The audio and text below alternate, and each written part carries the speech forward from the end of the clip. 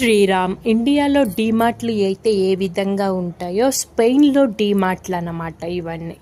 ఇండియాకి స్పెయిన్కి తేడా ఏంటి అంటే, ఇండియాలో ఉన్న డీమార్ట్లో కూరగాయలు అమ్మరు, మిగతా అన్ని సరుకులు దొరుకుతాయి కదా.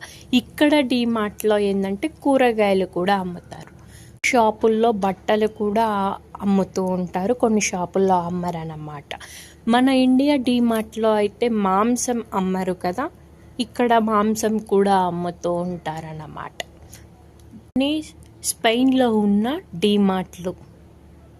ఇండియాలో డీమార్ట్లో అయితే ఆదివారం కూడా తీస్తూ ఉంటారు, కానీ ఇక్కడ ఆదివారం సెలవు కాబట్టి మీరు గ్రాసరీస్ అలాంటివి తెచ్చుకోవాలి అంటే శనివారమే తెచ్చుకోవాల్సి ఉంటుందన్నమాట. మళ్ళీ అన్నీ క్లోజ్ చేస్తారంటే లేదు, కొన్ని క్లోజ్ చేస్తారు, కొన్ని తీస్తారన్నమాట. 2-3 తీస్తారు, మిగతా అన్ని క్లోజ్లోనే ఉంటాయి సండే వస్తే.